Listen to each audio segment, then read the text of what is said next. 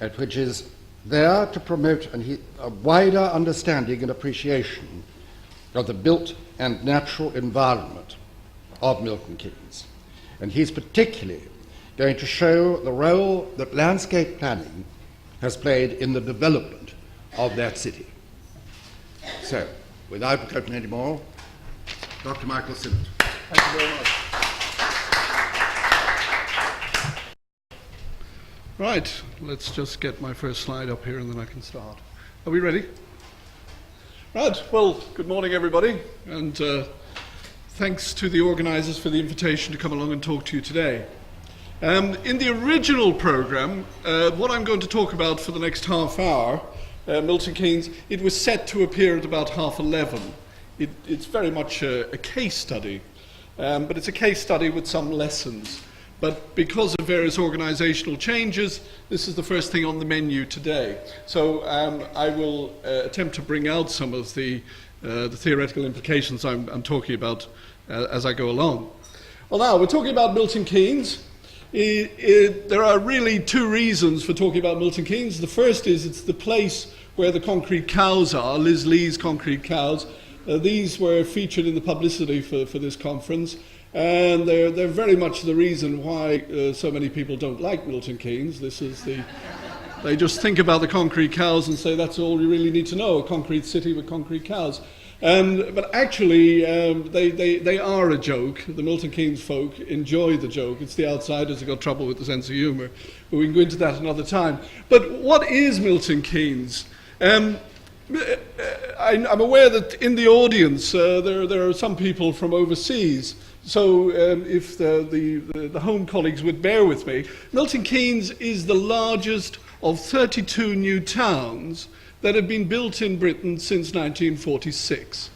The 32 major changes in the landscape. They are now home to about 22.5 million people, and it's estimated that since 1946, about 25% of the social and economic growth that's taken place in Britain has occurred in new towns. Milton Keynes is the largest.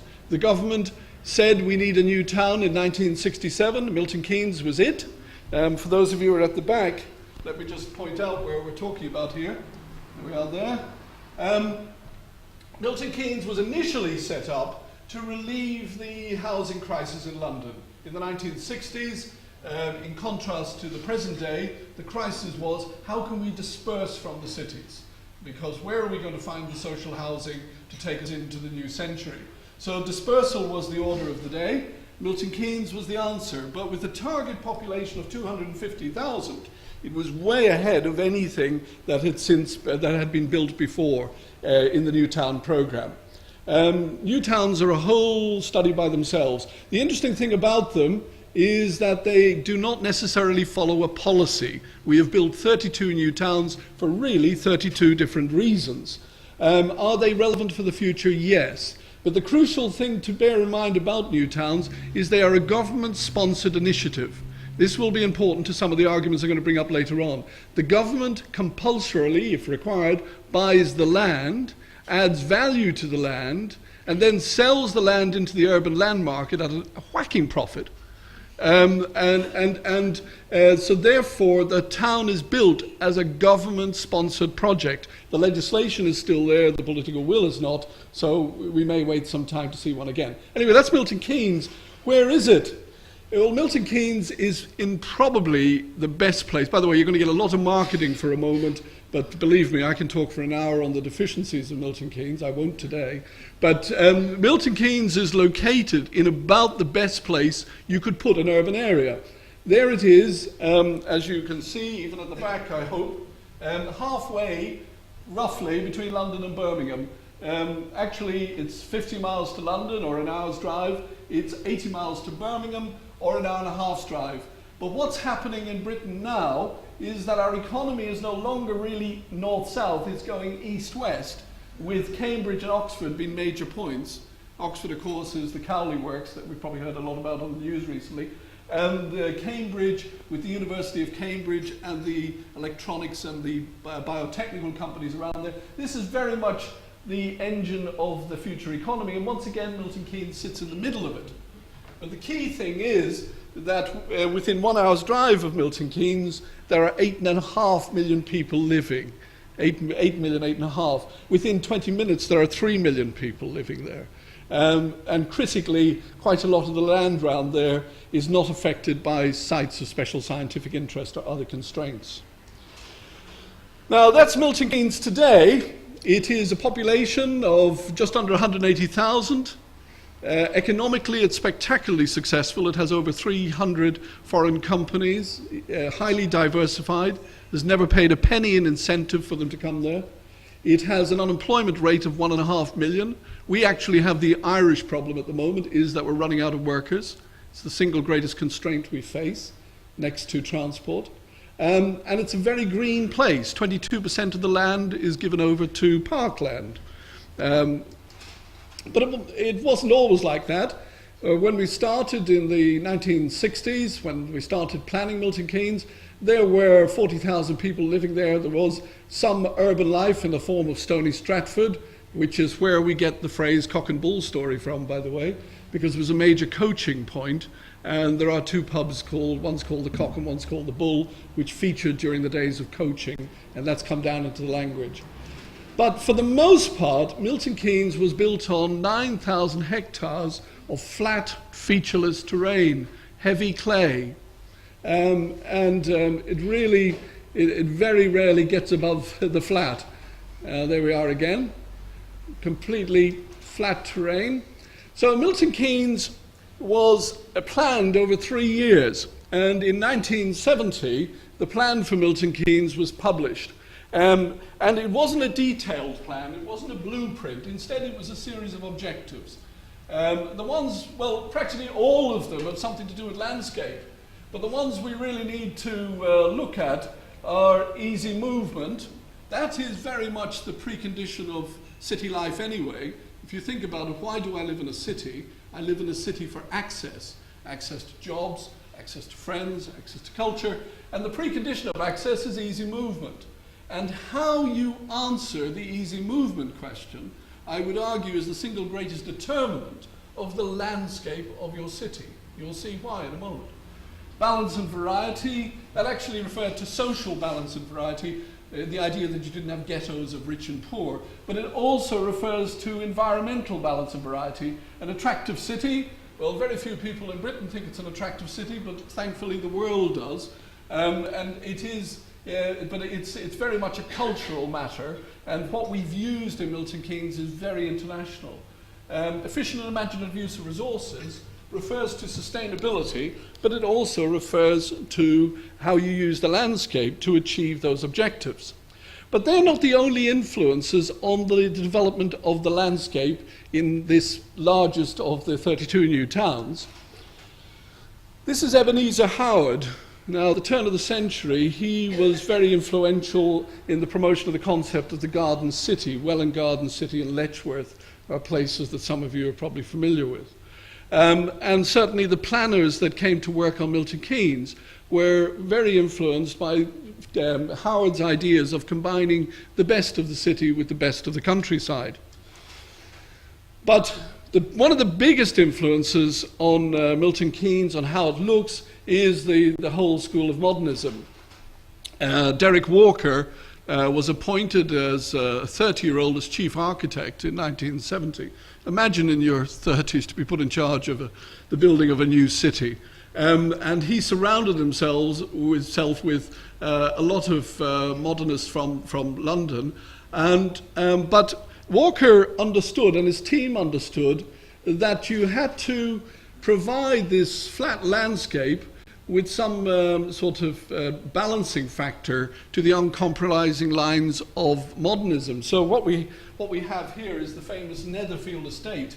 I say it's famous because it turns up at quite a few conferences, but you'll see how Walker's straight lines here, actually this isn't Walker, it's one of his team, but the idea was that the contours of the landscape would chime with the uncompromising lines of the buildings. So from very early on, the planning of Milton Keynes is couched both in the language of the modernist architect, but also of the modern landscape architect. The two were together from the very beginning. But as I mentioned earlier on, one of the greatest influences on your urban landscape, and perhaps rural, but certainly urban, is the way in which you decide that people are going to be transported about. In Milton Keynes, the first plan for Milton Keynes was that the primary form of transport would be using a monorail. Now, if that had happened, then we would have seen a situation where a lot of people were clustered around each monorail station. We would have seen a central shopping area, and we would have seen a lot of green space in big blocks. But in fact, this was before the Yom Kippur War of '73, when petrol was still 30p a gallon and the family car was 500 quid. And it was not generally believed that many people would be attracted to Milton Keynes if it was a city of public transport, if only. So instead, once having abandoned the thing of public transport, how then are we going to achieve easy movement? And the answer came, the car.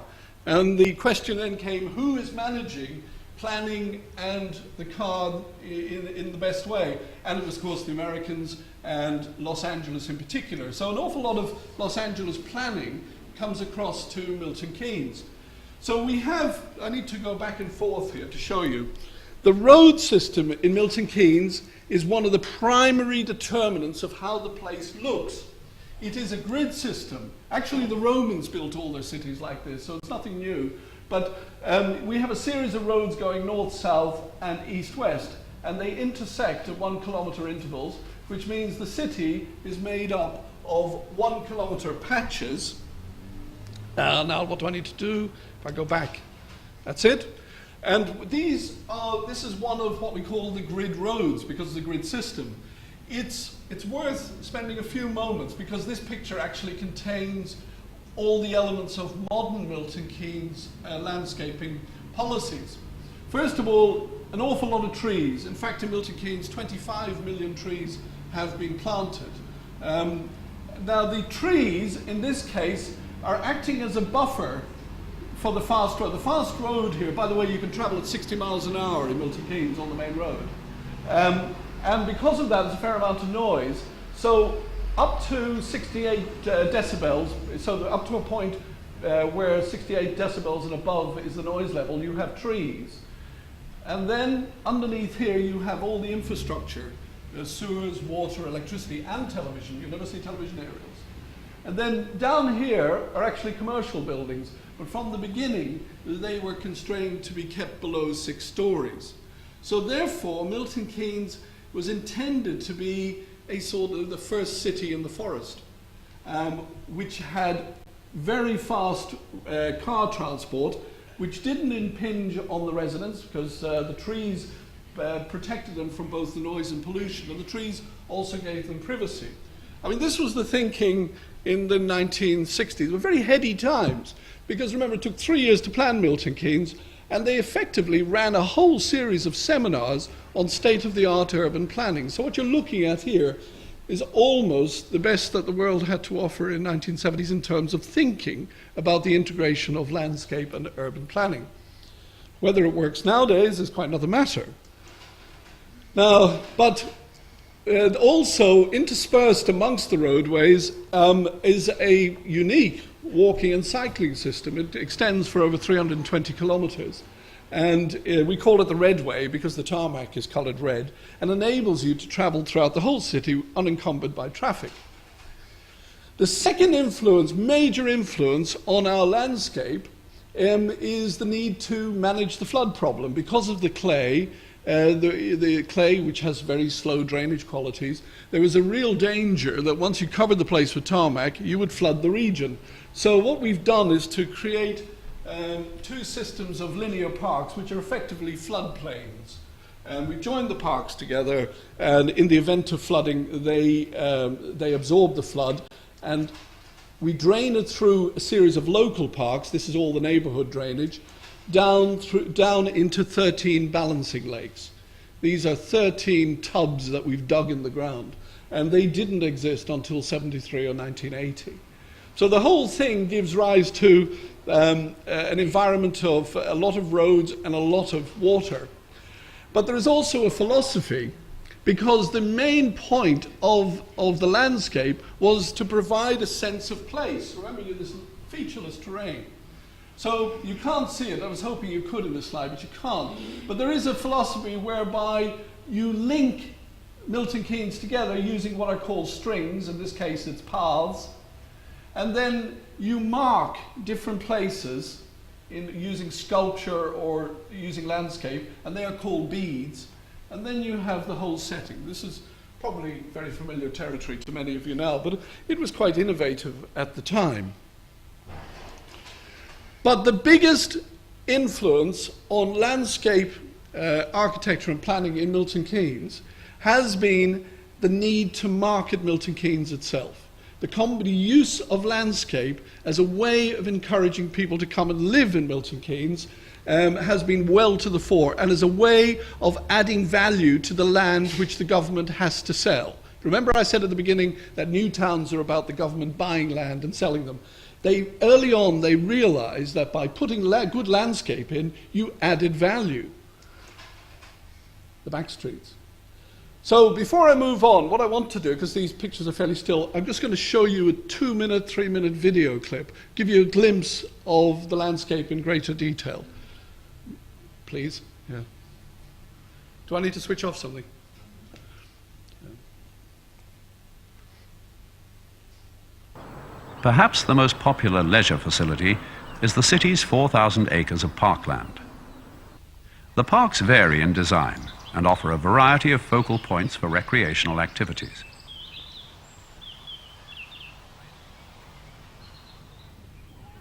Campbell Park, with its formal urban-style gardens, has a first-class cricket pitch and an open-air theatre where plays, opera, folk music and other live performances take place during the summer season. One of the most popular locations for water sports is Willen Lakeside Park. Lessons can be provided for windsurfing, sailing and canoeing. Special events are arranged throughout the year, including the annual Dragon Boat Race.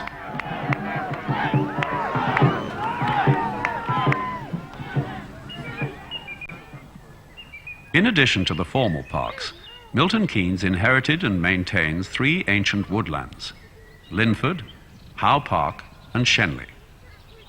As with all parks in the city, these woods are freely open to the public and are of special interest for their wildflowers and wildlife.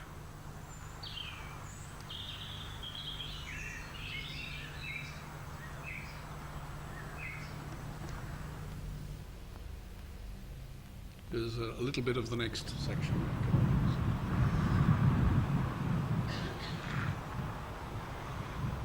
From its earliest days of development, Milton Keynes was designed as a city of trees and parks. As with industry and shopping facilities, the plan was to distribute parkland evenly throughout the city to ensure easy access for all residents. 22% of Milton Keynes has been set aside for parkland, allowing large areas of open space to be developed. The 3 river valleys of the Great Ouse, Loughton Brook and the Ousel formed the basis for the development of the linear parks. The selection of the 3 river valleys took into account the potential consequences of storm flooding. The land on which Milton Keynes is built is low-lying, and so a series of lakes known as balancing lakes were built to act as reservoirs when water levels are high.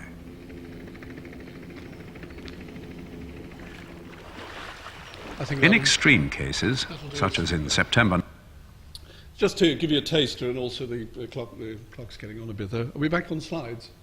Right, up till now, I've been showing how the landscape has been influenced by the need to accommodate the question of easy movement plus flooding, but critically the need to achieve the marketing of the city. I'm now going to move on and talk about this further illustration of the role of landscape planning in everything about Milton Keynes. Every time there's a new building, there's a landscape that goes with it. This is the new theatre, by the way. We're about to unveil Europe's biggest indoor ski run soon. There's no landscape going in yet. But I'm now going to move to what is quite an interesting way of financing the landscape. To begin with, the Milton Keynes Development Corporation simply owned the land and had sufficient money to basically carry out a landscape strategy. But in 1992, in common with every other new town corporation, it was wound up, and at that point, control of the new town or city passes to the Milton Keynes Council. However, there was concern at government level. This was a time when the government wasn't too keen on local government, that the Milton Keynes Council would become too powerful if it was given the land assets. But there was also a growing concern that landscape was an intergenerational thing, and an awful lot of what's been started in Milton Keynes really won't reach its peak for about another 50 or even 100 years. The trees, for example, have only just started growing. How are we going to protect that? If that's for me, I'm busy. How are we going to protect the landscape? But the other thing was there was a fear of the opportunism of local government. How can we be sure that local government would continue to spend on landscape? Because after all, local government is really a vote-driven or election-driven thing. And there are no votes in landscape, always, not always. And it could, so for that reason, the Milton Keynes Parks Trust came into being.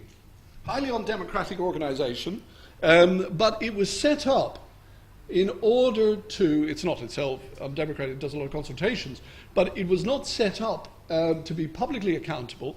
It was set up to look after the parks of Milton Keynes. And to do that, it was given a portfolio of offices and shops. And the rental income from those offices and shops pays for the landscape of Milton Keynes. So we have quite a unique way of looking after the parks and the road verge. The Parks Trust do work very closely with their users, the public. But I want now to turn to the future. I've got about 5 minutes left, and I want to turn to the future. I think the paper that's coming after this will unpick this a little bit more. Don't worry too much about time. Oh, right. Well, that's wonderful. It's okay if your paper won, but the person who's given the last... That's probably why they're phoning up. What time do you think you'll be leaving the Architects Association tonight? He's just told the first speaker to stay on. Oh, well. Okay, now, as we look at the future of housing in Britain, quite an interesting, not to say alarming, situation is beginning to emerge. Those of you at the back, you can't see the codes, but you can see the colours.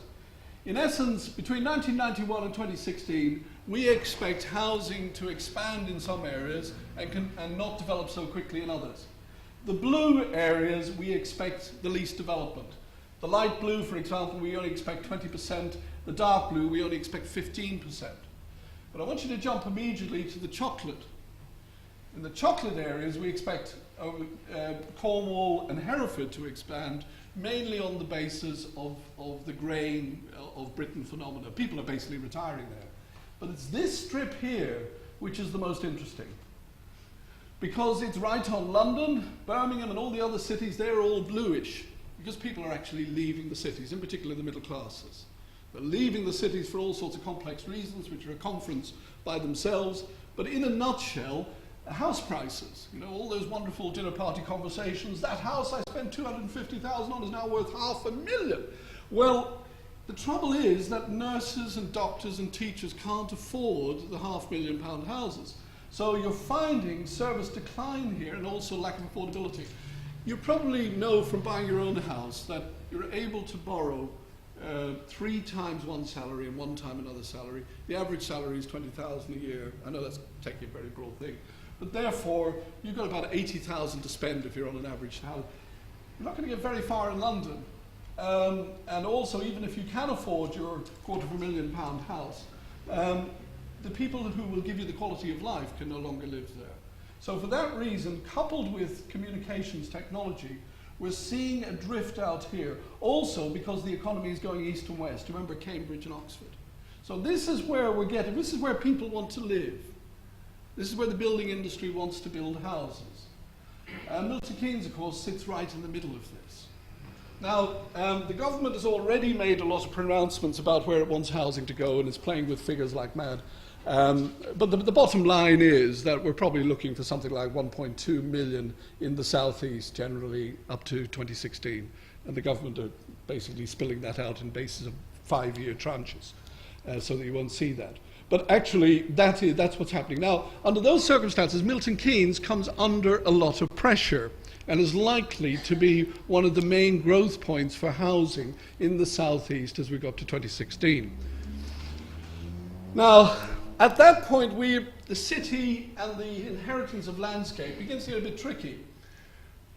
For one thing, the city, although it's designed for 300,000, we've only got 180,000 into the urban area now, and it's nearly filled up. But when we look closer at the original housing estates, we can see that the availability of land led the original planners to be fairly profligate in the use of land. And it's very difficult to infill here now because these are early social housing. They have become difficult areas, and it's not so easy to put some sort of middle-class housing estate down into the middle of that, even if people wanted to live there. So there is the inheritance of early layouts, which gave us some very green neighborhoods, but in the year 2000 do not appear to be the best or most efficient use of land and landscape. The other problem we face is that in order to accommodate the car, everything has been dispersed throughout the city. The purple things are jobs. Now, so that you can see they're all over the city so that we wouldn't have congestion. And you can see the linear parks are coming down here. Now, what we'd like to do in order to deal with what is the most intractable problem in Milton Keynes, public transport. Our system is chronically bad because of the decentralization. You never get enough people trying to go in the same direction, so therefore you can't have the investment on a bus service. And with 25% of the population less than 18, this is becoming quite an issue. So the obvious thing is to try to develop, if you're going to have public transport, well, the obvious thing is to try and help public transport through planning. But if you're going to do that, you need to create clusters of people, high-density clusters, particularly of young people, who are going to want to access the city centre, because that needs a greater nighttime economy if some of the new investments are going to work. But the problem is our clinging to traditional ideas of landscape. There hasn't been a land shortage in Milton Keynes, so therefore we really haven't been forced into this. But I want to go down and look at this road shot again. If we go back and look at this shot again, you can see that what we'd like to do in order to get public transport is probably build up to the main roads to make it easy for buses, but you can't do that. The residents have got used to this being the Milton Keynes way, as well as the fact that they get some privacy from this here. But also it would mean breaking down the original concepts of landscape. So what we will have to do is to create the new housing estates out in these areas. And this means that the transport problem becomes more intractable because you're now going to have traffic moving through the city in greater numbers. What we actually want are to get these areas higher density. And that's as far as I want to take the argument. So basically, pushing it all together, putting all the different things from Milton Keynes together, is that landscape policies in Milton Keynes are different because the landlord, the owner of the land, was able to command the landscape policy. It gave it an advantage. Landscape policies were formulated on an intergenerational basis. Landscape policies were affected profoundly by the way in which we answered how are we going to get people around the city, the easy movement question. They were also affected by the need to deal with flooding. But they were mainly affected by the need to sell the place, the role of landscape as a marketing agent. Landscape has been ring-fenced from politics by creating the Parks Trust, because that is an independent source of income. But that agency is committed to landscape, not to city. As we move to the future, Milton Keynes is likely to be the centre of major population growth, particularly amongst the young. But landscape reduces the options, and particularly the most popular modern option for intensifying development around your city centre so as to cut down traffic and to increase cultural life. So very much a curate's egg, and I'll leave it there. Thank you for a most stimulating talk. Thank you very much.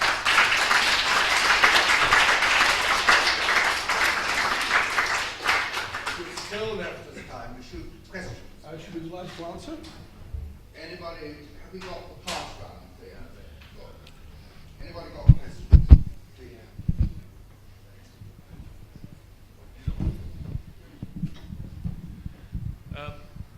If the anticipated population when it was first conceived was something like, I think you said 300,000, and it's still at 250,000. yeah, and we're still nowhere near that, how is it that this increase was not catered for initially? Because Britain is undergoing a social revolution equivalent to when we left the farms and moved to the cities. And particularly in housing, the household size, the number of people we want to live with, is plummeting. In 1992, 27% of the population were living in houses by themselves. We expect by 2016, 36% of the population will be living in a household by themselves. So we're having less people, but we're having, but people also want to buy two-bedroomed houses even though they live by themselves. So the purchase of housing is going up, the occupancy of housing is going down in a way that I don't think anybody understood really until recently. Is there a limit to the size of a Milton Keynes? Surely the main danger is you will get too big. Yeah. The main constraint at the moment is the infrastructure. We can take 300,000. The target, by the way, was 250,000, but the infrastructure is capable of 300,000. Yes, you're right. There's the whole problem of hinterland growth. For example, Milton Keynes is surrounded by a number of charming and historic villages. Probably the best known of them is a place called Olney, which was the Cowper wrote all his hymns up there, Amazing Grace and things like that. Well, I mean, that sort of village, any development there would be tricky, not only because of local sensitivities, but also the business of getting the traffic in on the country roads. So there is scope for development in the villages around there, but I would ask you to dwell on this social change, the Singleton Revolution, some people are calling it, the business of people living by themselves. People living by themselves want to be in a city, near a city centre. Your model is more accurately Bayswater rather than suburban Milton Keynes. So in the future, housing need will need to be closer to the city centre. But there is a limit. It's 300,000 at the moment. If we go above that, it means a new sewage works and a new electrical generating station, etc., etc. Yeah. What is the argument against increasing the density of particular housing areas in Milton Keynes? That's a very interesting one. The argument is precisely the widely held belief that the master plan should not be too seriously reviewed or undone. A classic case occurred a short while ago. I told you that the Parks Trust were given portfolios of shopping centres and offices. They were asked to put a top floor on what was a single-storey shopping centre, and they refused on landscape grounds. But also those areas, some of the areas I was showing you, they have developed a social life and a social culture over 30 years. And it is very difficult to go in there and unpick it. If we are going to increase the density, it will be necessary to decant as we rebuild.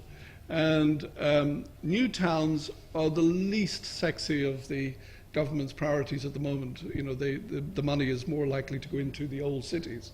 So money for housing development is scarce, cultural issues prevail, and a strongly locally held belief that the original commitment to landscape and planning should not be undone. Yeah. This is a slight reminiscence as well as a question, because I worked in Milton Keynes in, I can't really remember when it was, about 1970, I think. Oh, the covered wagon era.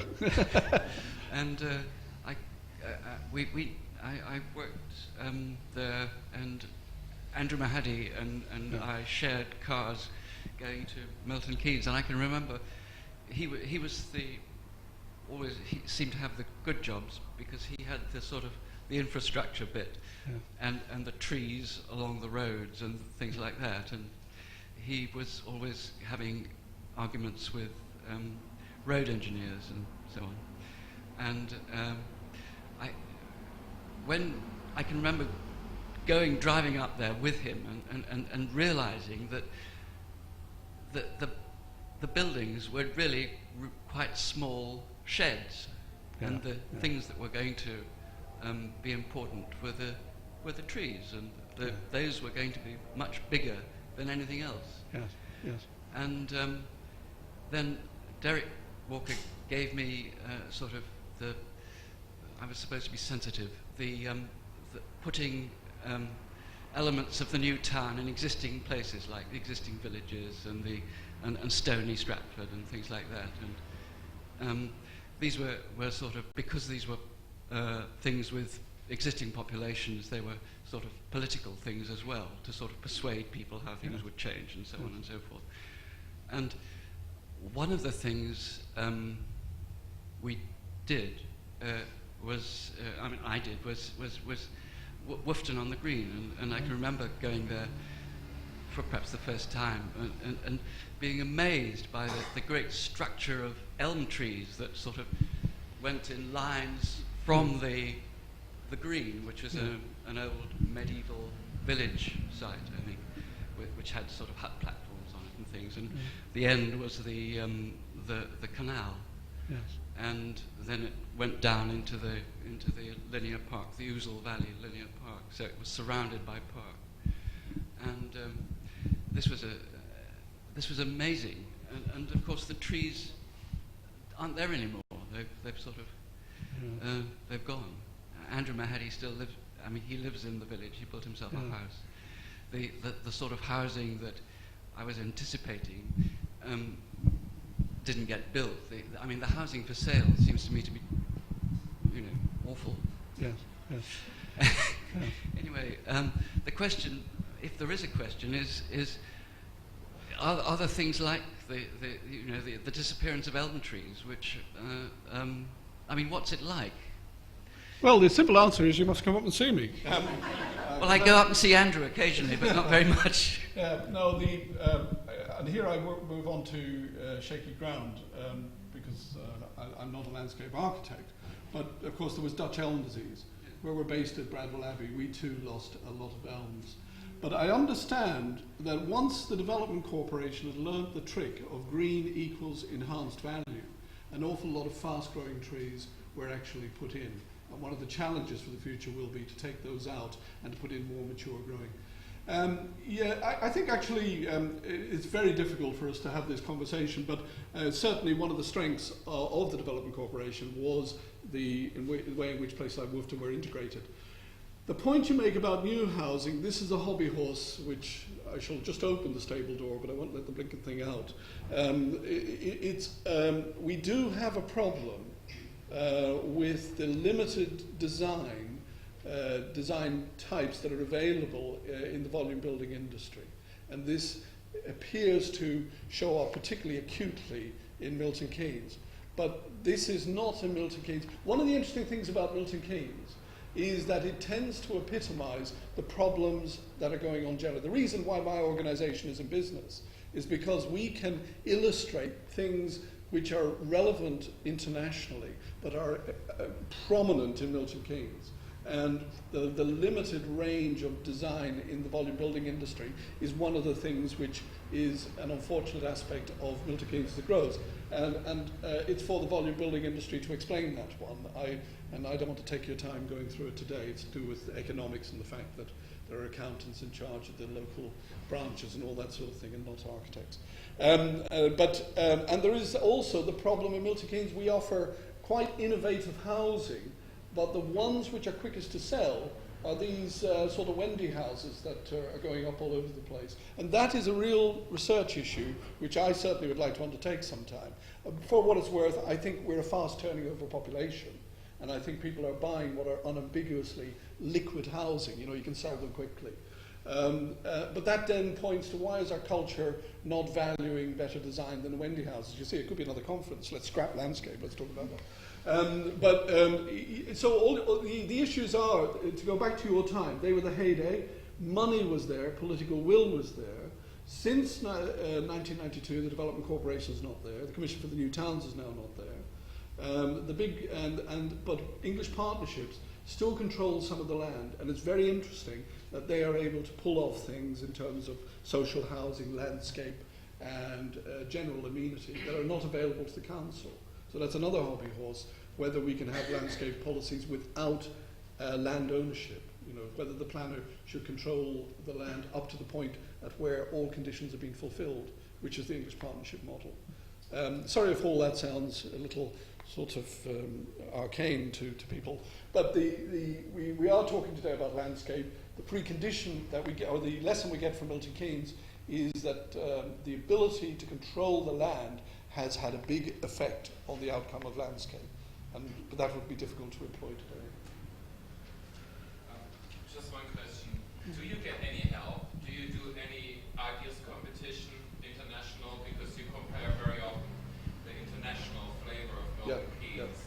And obviously it's a bit dated now, and you say we can't really develop more than it's already there, because I'm going to be confused. You show the photograph of this housing, which is social housing in a problem area. And to me it looked quite spacious, and sometimes you have to rethink, to start afresh. And I think a good way to do that is an international competition, an ideas competition, where you really get creative people to deal with it, and even then get in ideas which may sort of overlay the existing grid and maybe destroying some of the very lush landscape and compact it more, because I think it's very scary to see that in this huge amount of land, the only housing now which will sell well, of course, is adding on to it, to have this mega housing in the year 2100 perhaps between Cambridge and Oxford. Yeah, first of all, I think Milton Keynes was a pioneer in this business. They ran 3 architectural competitions, and those sites are still interesting to go to. You'll appreciate this morning focusing on landscape, and but they are connected. The political climate has changed markedly. The whole discourse in urban architecture is how can we regenerate, the whole idea of the terraced housing. Or in fact, a lot of what you see or read has little bearing on the situation in new towns generally. They have different problems. But we can't. But I will say that the town, the city, it's not really a city. It calls itself a city for marketing purposes, but it's possible it will be called a city soon. The new director of planning, John Best, he has come from the Tottenham area, and one of his first things was to say, look, we have got to seriously look at this original plan, but it's not easy to do where that has been the thing that's founded a population, and secondly, there's no land shortage. I was in Australia for 4.5 years, and one of the things that strikes you when you're in Australia is the huge diversity of people.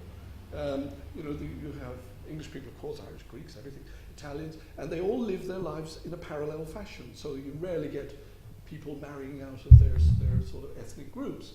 But what they all have in common is the land. It's a powerful, that's why environmentalism in Australia is so powerful. Equally, in Milton Keynes, the land, or the landscape, is one of the things that is seen as given the sense of place. So until we get a land shortage, and we haven't got one at the moment, a good bit of the land is still going to be developed, 20%, but it will be developed by 2006. Until we get a land shortage, we won't get that pressure. Very soon. Yes, that's right. Yeah. But it's not showing on the market yet. Now, our house prices are going up. But the other thing as well is that we are largely a middle-class population. 75% of the jobs are service jobs, white-collar jobs. The pressure is all... Do you think that is healthy? I think it's answering your question that we're not getting too many people clamouring for a diversity of housing. They're looking for enhancement of their investment. As I pointed out, the easy sales appear to be occurring in the mass housing market, not in the innovative market. So I think the most important answer to your question, though, is the political climate has changed. And official interest is now in the traditional cities of London, Birmingham, Manchester.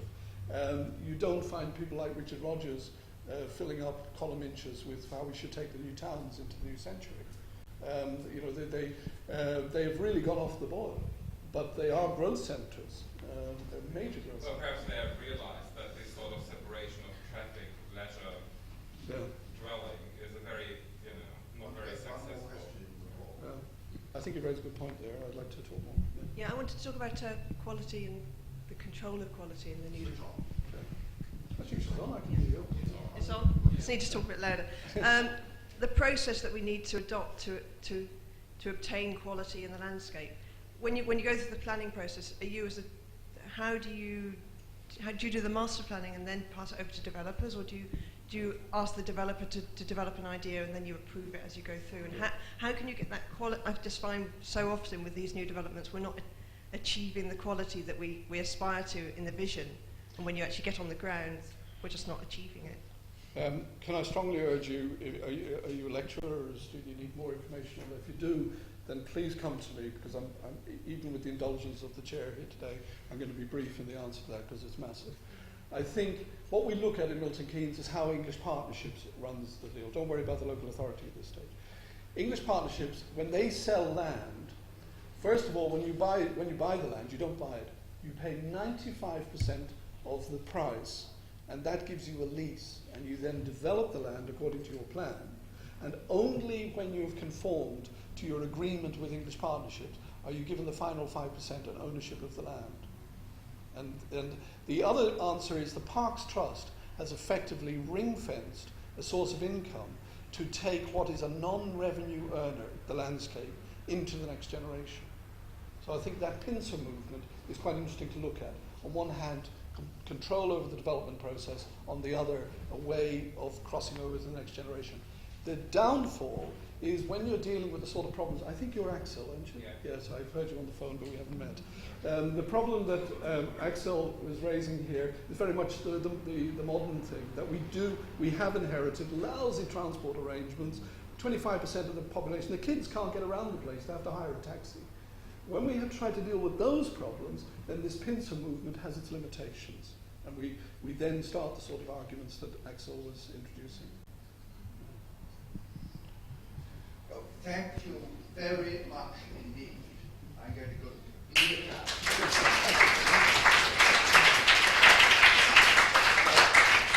Personally, I'm an absolute convert with the something that I never expected. And it's so delightful to find somebody who is still hopeful and forward-looking and trusting on, and not, as so many of us conservationists are, fearful of the future. These things come. That's a great thing. Thank you very much. You just hold the lines up a little bit more line. I am right saying that you are the professor of countryside planning. Now, from urban to rural, because we got Nigel Curry, who is Professor of Countryside Planning and Head of the Countryside and Community Research Unit of the Cheltenham and Gloucester College. His particular interests are in rural restructuring and countryside recreation and access. And so we're going to hear the rural story, or out into the countryside at any rate, from the new city. Thank you very much, and thank you for that brief biography, which clearly shows that I know nothing about settlement planning because my interests are in countryside recreation.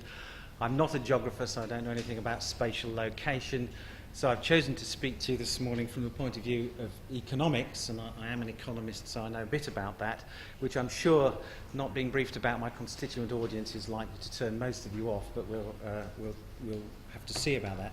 I also should apologise perhaps, but don't particularly want to, for being completely Luddite in my visual aids. I haven't progressed to the PowerPoint technology yet, but I shall use some overheads to illustrate some of the points I wish to make. What I want to do in the half hour that I've got, and given the title that I was given rather than particularly chose, is to say something first and foremost about current government policy in relation to development in general, but to say something particularly about how that relates to development in rural areas, or perhaps, as the story will unfold, how it doesn't actually relate to development in rural areas. And then what I want to do is to simply make 8 rather staccato and possibly not closely related points about why it might be both pleasant and indeed necessary to change the way in which we think about development in the countryside for principally economic but also social and environmental reasons. And I want to talk really from a slightly longer term perspective than the next 5 years, because I fully recognise that government policy in relation to development is to a large degree in England and Wales constrained by existing infrastructure and indeed existing outstanding planning applications which predetermine location of development to a certain amount of, to a certain degree anyway. So I want to get beyond that sort of short term and try and look at some more visions of how we might develop in the countryside into the future beyond the current constraints of those particular things. Let me say something firstly then about current government policy, which is what I want to hang my 8 points on. I think I can walk because I've got one of these around my neck. Kind of moves, I suppose.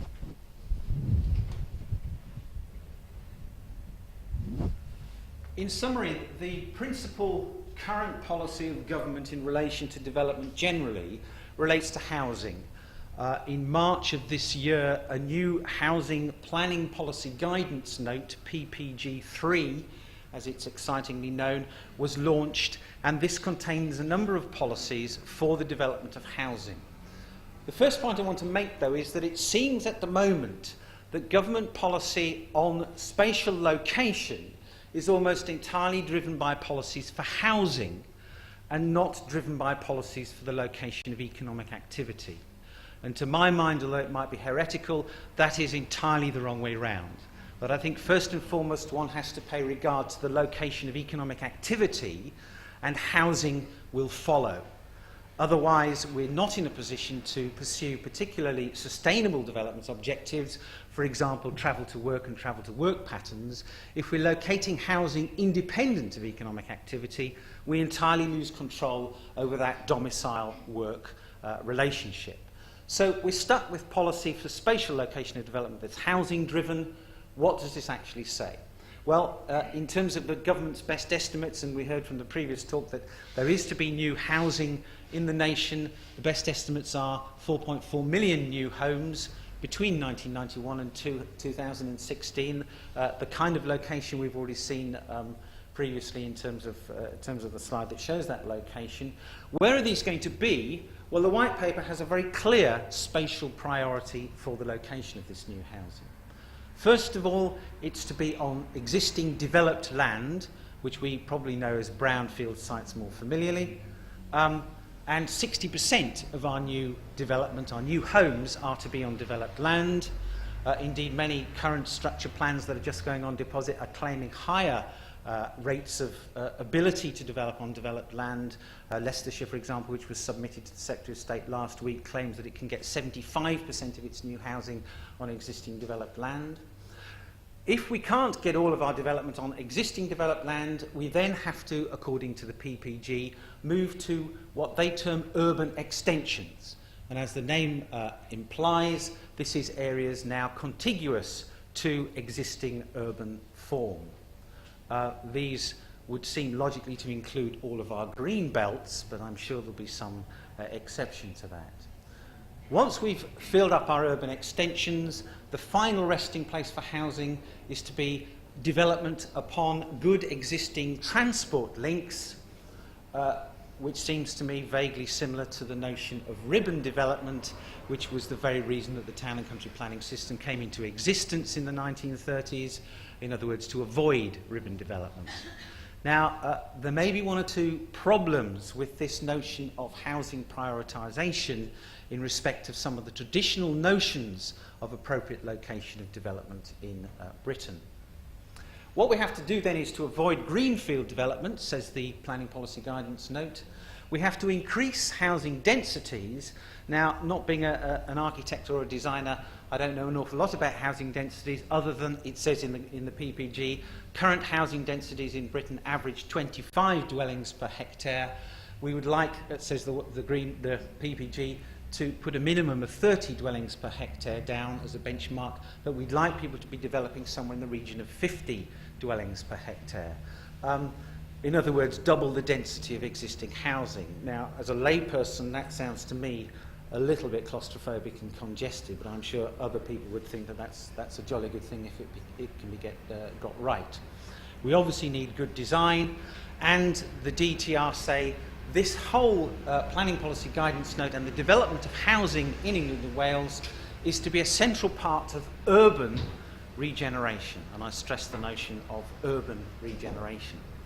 So where does that leave rural areas in general, and in particular the people who both live and would like to live in rural areas? Well, in short, we don't really want to have housing in rural areas, says the PPG. Housing in rural areas should be restricted. It should be restricted to those areas where there will be assistance in the support for rural services, and in certain cases where housing can be seen to meet local needs. And I don't want to get into the debate about local needs in any detail, other than at this stage to say that PPG says local needs should be met through exceptions policies in development plans. In other words, local needs should not be part of planning documents, but should be exceptions to the rule of no housing in rural areas. So I think there's a very clear position from government at the moment about the nature of development, which seems to my mind almost totally to preclude development in rural areas, either of housing or of economic activity. And the 8 points that I want to make in the next 25 minutes are simply concerned with questioning whether that is a good thing or indeed a desirable thing, and what problems might ensue as a result of it. The first point I want to make is one that has historical origins. In other words, I want to try and set this current policy in its historical context.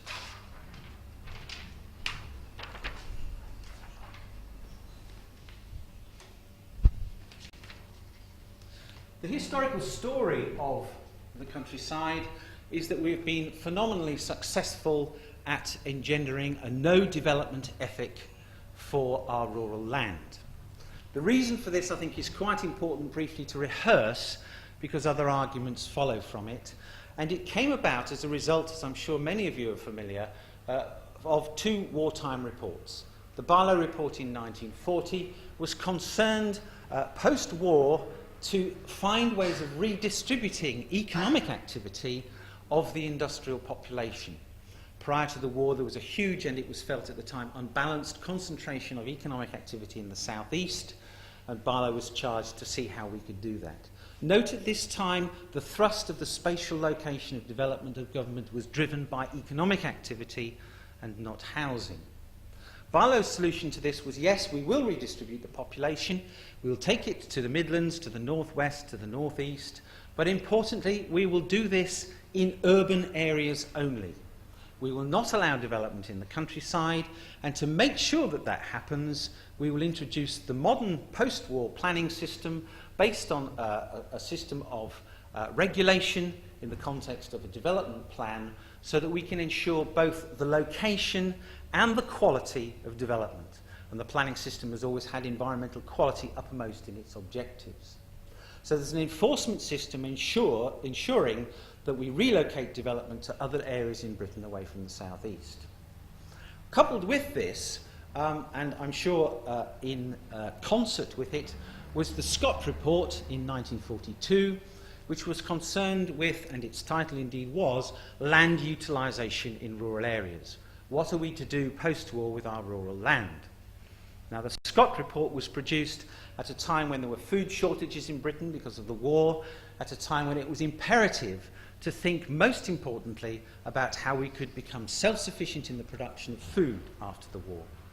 So the Scott report had a very clear brief, and the key phrases that have been passed down from Scott nearly 60 years ago was that every agricultural acre counted, and that a clear national need would have to be shown if any development was to take place in the countryside that was not to do with agriculture. This was to be reinforced, or was in fact reinforced, by Barlow's new planning system, which had a fairly clear set of powerful mechanisms for preventing that kind of development. So we've had no development in the countryside since the war, but essentially for economic reasons, strategic reasons of food shortages, and not for any reasons to do with conserving the environment. And I think that's the important first point to make, is that no development in the countryside came about as a means of economic strategy and not as a means of environmental design. Both of these reports found their way indeed with the cornerstones of post-war legislation for both planning and for agriculture, and indeed in their own terms they were hugely successful at achieving their own objectives. So agricultural legislation and policy since the war managed by 1980, or by the mid-1980s anyway, to achieve huge food surpluses in Britain and across Europe, more food than we could ever hope to meet, at a huge exchequer cost, and therefore the policy objectives had been fully met. Some might have even say had overrun into a rather ludicrous situation. The planning system too had been very successful at resisting any kind of significant or substantial development in the countryside, limiting it only to a few areas, which is something that I'll say a little bit more about in a minute. What were the consequences of this for rural areas? And it's these consequences I want to concentrate on subsequently. Well, there were a number of them. The first was that we created a single sector economy in rural areas, and single sector economies are always vulnerable to economic downturn. Without a broad economic base, single sector economies create low wage economies, and therefore they repress, if you like, the economic power of people living in rural areas. So we created a vulnerable low wage single sector economy. That was the first thing we did. The next thing we did was, the next thing that happened, should I say, was that because there was a low wage, low job opportunity single sector economy in rural areas, people naturally left rural areas to find jobs in higher income urban occupations. So we stimulated a considerable degree of rural out-migration. One of the interesting things I think that the planning system did was effectively in restricting housing supply in rural areas. As any basic economics will tell you, what that did was force up the price of existing rural housing.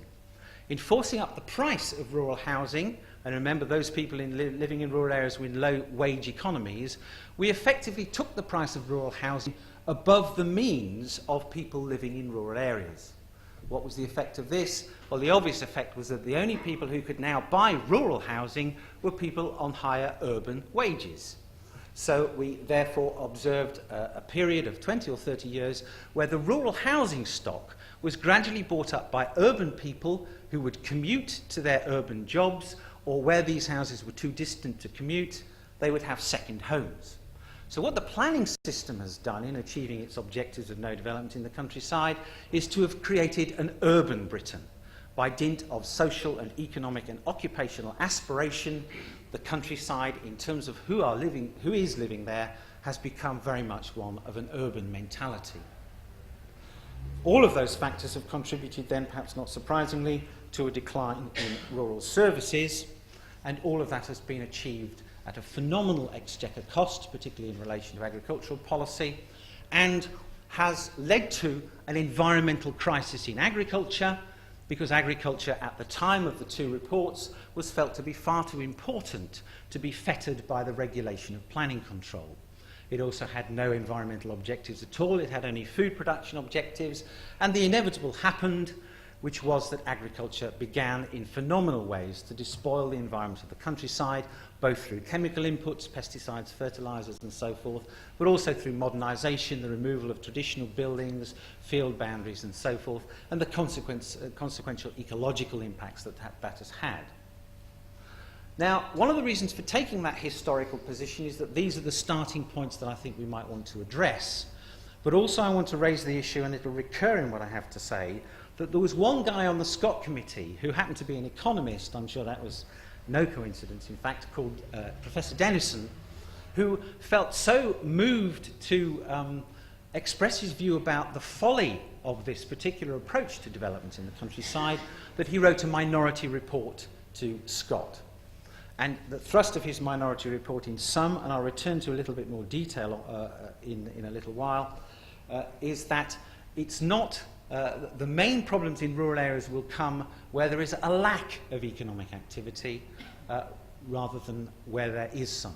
The real crisis, he suggested, would be where you would not allow an economic base to develop in rural areas.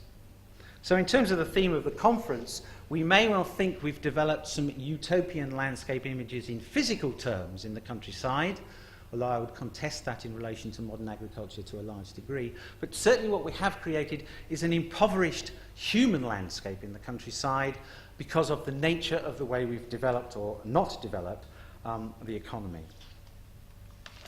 Let me take my second point then, which is in relation to this notion of economic purpose.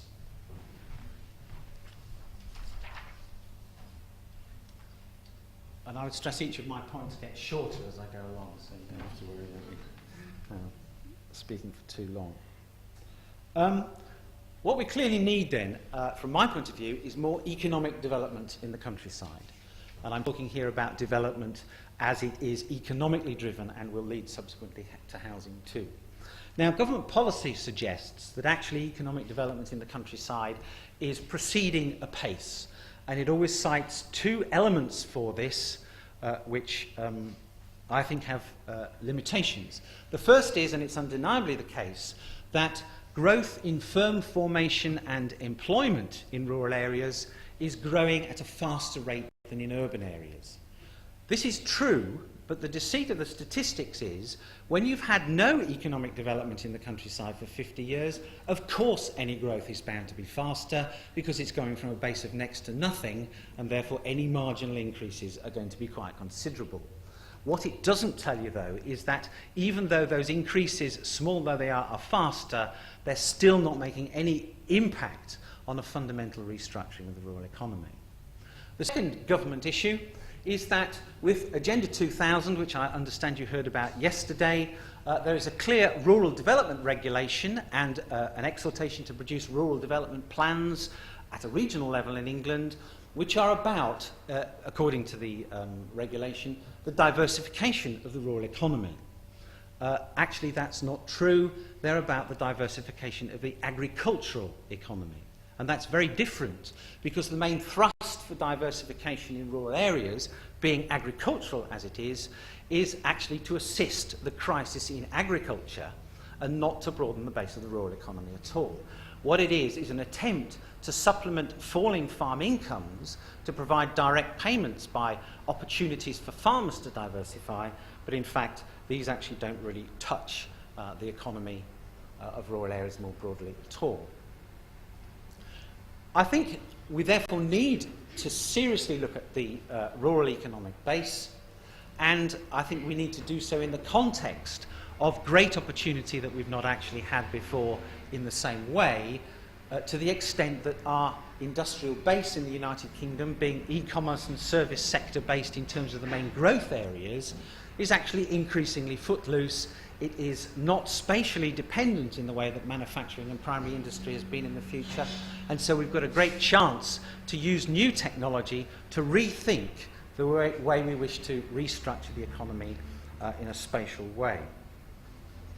And I return to my guru for this morning anyway, Professor Dennison, who said, quite understandably from what I've already told you about him, that what we desperately need for our rural areas is new industry, to diversify the economy, because, to use his words up there is no reason why the lower standards of living of rural people should be protected from higher wages. And just reviewing Denison's minority report before coming here, I thought one of these things which I had to quote to you because I think it's wonderfully prophetic, bearing in mind this is nearly 60 years ago, he said one of the great opportunities 60 years ago for rural areas is the development of new technology. And the quote there, much of the isolation of rural communities has been overcome by the motor car, the wireless and the telephone, and these will be the great facilitators of economic progress. So even then, he was seeing technology as the means of freeing economic activity from its spatial location to a considerable degree. A shorter point that I want to make, and again this is probably in response to questions that are commonly asked, but I provide answers to them to maybe circumvent that discussion, is that one of the cornerstones of sustainable development, and indeed it's contained in PPG 3, is that the crucial element about the location of housing, in PPG 3 at least, is that it should be close to work. So minimising travel to work then is one of the key elements of government location policy. My only comment about this really, and this is a short point, is that I agree entirely with that, but there's no reason why that has to be urban. And if I can quote you from our current structure plan in Gloucestershire, it says the important consideration in respect to this issue is to have people close to their place of work. This could be corrected by providing more jobs in rural areas or more housing in current urban centres. The crux, though, is employment development must be accompanied by new housing. So the relationship between work and domicile is the important thing, rather than necessarily its spatial location. And by way of an anecdote, if you like, that second point there, having looked at and talked to the structure plan team in Gloucestershire, it would appear that 70% of all commuting in North Gloucestershire, above 10 kilometres, is actually between its principal urban centres and not from country to town. So that Gloucester, Cheltenham, Tewkesbury, Stroud and Cirencester are the main points through which people travel, often to do with house price differentials, that people live in Stroud who can't afford to live in Cheltenham because of the house price differences. The commuting is interurban, and rural development would in fact not provide, would not make worse that situation in terms of the distance between work and travel. The next point I have up there is, and I put a question mark against it, but that's somewhat rhetorical, but in fact, in my view, we have at the moment a considerable surplus of land in rural areas, and this is a lot to do with the fact that agriculture is in crisis, that as we move towards world market prices, outputs will reduce from the surplus levels that we had in the mid-1980s, and that we will therefore take factors out of production. This is beginning to happen. We're doing some research at the moment in the Yorkshire Dales National Park, and we've come across our first case of a farm simply being deserted because it has no economic value and it can't be sold on the market. So in certain parts of Britain we're beginning to witness land desertification, but certainly in terms of policy, we're paying farmers to extensify production, to reduce the amount of livestock on the land. We're paying farmers to set land aside in arable areas. 15% of land under Agenda 2000 will have to be set aside to achieve arable area payments. And if indeed we are paying people to leave land idle, it's a clear sign in economic terms that it has a much more profitable or viable economic use in some other kind of use than agriculture. And again, returning to Denison, although I haven't put it on the overhead there, he basically said that it's folly to leave good quality agricultural land in food production if it has a greater economic use in some other area. So we have a land surplus, and this is absolute heresy to most policymakers in government at the moment, because they claim that you cannot afford to take land out of agriculture because at some time in the future we might, for strategic reasons, need to reuse that land for food production. My response to that is yes, I agree, that certainly needs a careful risk assessment, but there are factors that need to be taken account of when thinking about the reversibility or otherwise of agricultural land. And those 4 points briefly are there that firstly, Planning Policy Guidance Note 3 on housing suggests that priority number 2 for new housing is land next to current urban centres. In sustainable development terms, it's that land, if used in agricultural, or if used for agricultural purposes, that is nearest to the market. that will minimise transport costs of food production. That's the wrong land to take out of, if it's greenfield land, out of production, if we're thinking in sustainable development food production terms. Secondly, we have had phenomenal increases in food output since the Second World War, when, as CPRE at least would say, we've also suffered from a loss of agricultural land. We can increase food output even with reducing agricultural land, and the reason for that is that food output increases principally as a result of increases in capital inputs into agriculture and not in increases to land. Land is not the critical factor of production to change the uses of food output. The third reason, the unpopular one at the moment, is biotechnology, that it is quite possible to produce food without any land at all. Now, of course, that's totally unpopular in the context of GM crops at the moment, but as you begin to hear on the news that we've now got a tomato that can prevent cancer, are people quite so scathing of that kind of genetic modification? The human genome is almost finished. I mean, biotechnology is changing phenomenally. We might say at the moment, well, we don't want anything to do with that at all, but in 10 years' time, if it continues, we might actually be changing our minds somewhat. And finally, I think most importantly in this context, other forms of food production, particularly in relation to the notions of back garden produce, allotments, food exchanges, and kinds of food production that are integrative of communities and take place within communities, I think offer an awful lot of potential in relation to getting away from the notions of traditional agriculture and that kind of thing. If I've got about, can I have another 10 minutes? Yes. That's fine, good. Let me make another couple of points then before I sort of wind up. And this is the one that you'll all love to come back on me about, which is the old greenfield, brownfield debate. Essentially, in summary, I think the notion of developed land versus undeveloped land, or as we prefer to call it, brownfield versus greenfield land, is effectively a nonsense, because it's far too blunt an instrument by which to make spatial location decisions.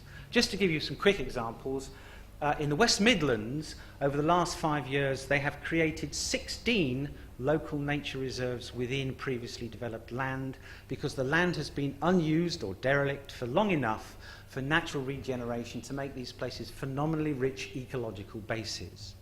At the same time, large amounts of arable land, as I've already suggested, have despoiled the environment in terms of pesticides, fertilizers, and the whole bit. And I would suggest there are areas of agriculture that we could now safely call at least agricultural brownfield land. But the question isn't whether they're brownfield or greenfield. The question is which of these is environmentally or ecologically most valuable. And again, their spatial or their status as brownfield or greenfield, I think, is less important than whether they have an inherent economic or ecological value behind them. I work in the centre of town, next to what was until very recently a derelict hospital site. Phenomenal diversity of grasses, wildflowers, 2 pairs of breeding foxes right outside my door, a wonderful ecological context. I live in the countryside. The only foxes I've seen in the last 5 years have been dead on the road. In terms of that sort of environmental comparison, I think it's very difficult to say unilaterally, yes, all brownfield sites need development and no, all greenfield sites don't.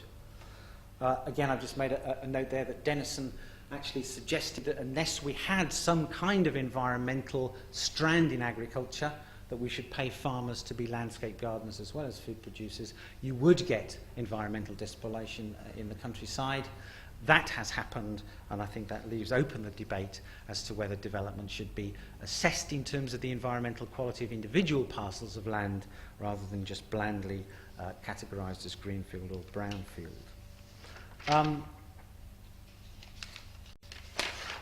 Penultimately, or anti-penultimately, since it isn't penultimate, just a couple of points that sort of lead me to stray into areas of less familiar territory. And the first of these, which you may consider rather naive, is the fact that as a nation we absolutely love buildings in the countryside. The area I do know something about, which is countryside recreation, if you look at the national data, and I'm sure Terry Robinson said something about this yesterday, The places people love to go on countryside trips are Stow-on-the-Wold, Widdicombe-in-the-Moor, Lavenham, Grassington. All of these places are absolute honeypots, and the reason people love going there is because they love rural built form. If you look at the latest national survey of British social attitudes, you will find that 18% of the population claim to live in the countryside, but 50% of the population would like to. There is a clear indication that people would like to live in the countryside and like buildings. And to me, although I say this is my specialist area, the crux of the problem for development in the countryside is not that we don't like buildings in the countryside, but the ones we've put up since the war where we've been allowed to are absolutely appalling. The issue isn't no development in the countryside, it's let's stop the dreadful development that we've been undertaking for the last 60 years.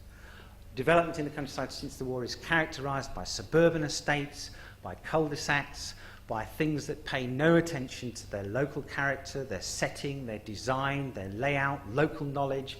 Absolutely appalling. And what we've done is made the mistake of saying, because we have developed appallingly in the countryside over the last 60 years, we don't want any more development. That's actually not the case. What we need is good development. And unfortunately, I think both the planning and I would guess the architecture professions, in terms of their training, have actually neglected to train anybody at all about good rural design. It's certainly the case in planning, and I guess I throw the challenge down to you who are maybe architects or landscape architects, that we also don't know how to properly plan for development in the countryside. And again, I give you Denison there as the guru for the session. Preventing development in the countryside does not equate to the conservation of the environment.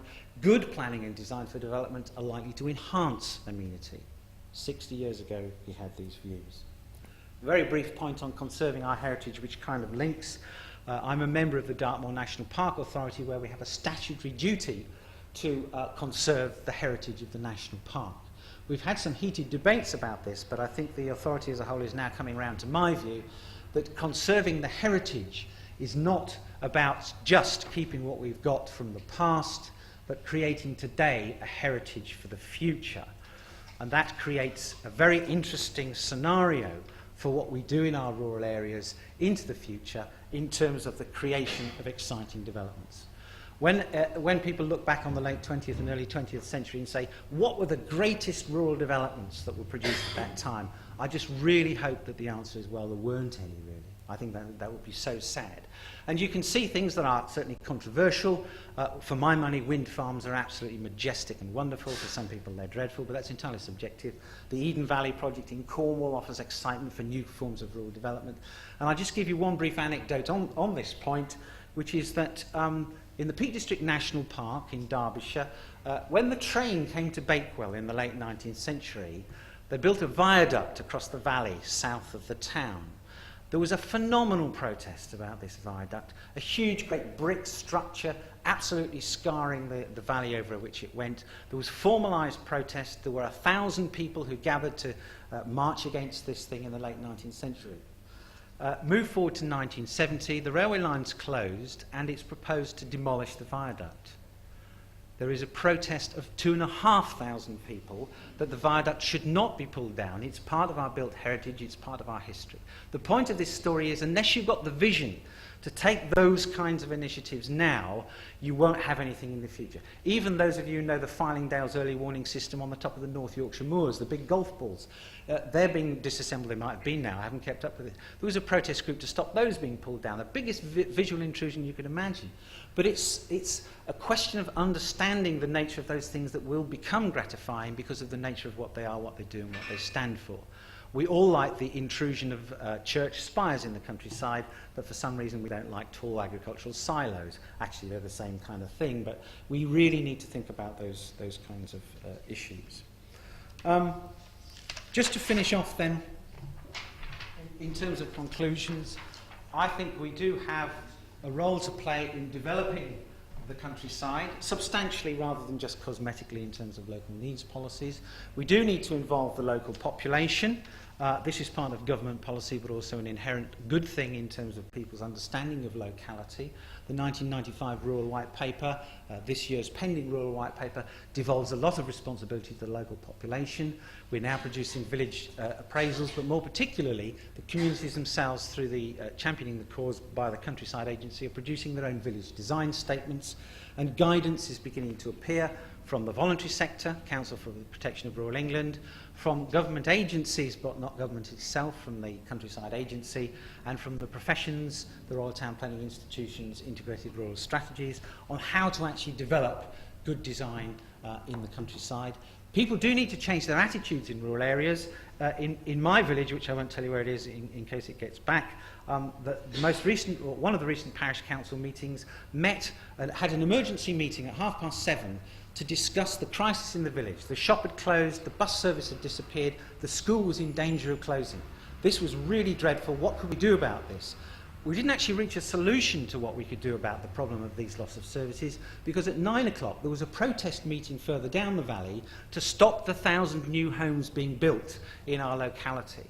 And the irony, the paradox of that was lost on most people. They just didn't seem to understand that development is what keeps services going. So there are some education factors to be done there. So in conclusion, I think there is a huge potential for more development in the countryside for the reasons I've mentioned, the crux being, I think, that we should, in a sense, put aside the appalling rural design we've had for the last 50 or 60 years and begin to think creatively about improving our rural environment through good rural design.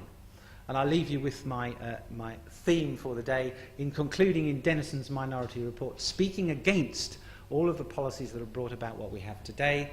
He said, I conceive of no more proper way to use the rural land in the national interest than it should be used for the development necessary to provide better living conditions for all the people and their children after them who now live in our congested towns. I rest my case, but I'm sure it will be disputed.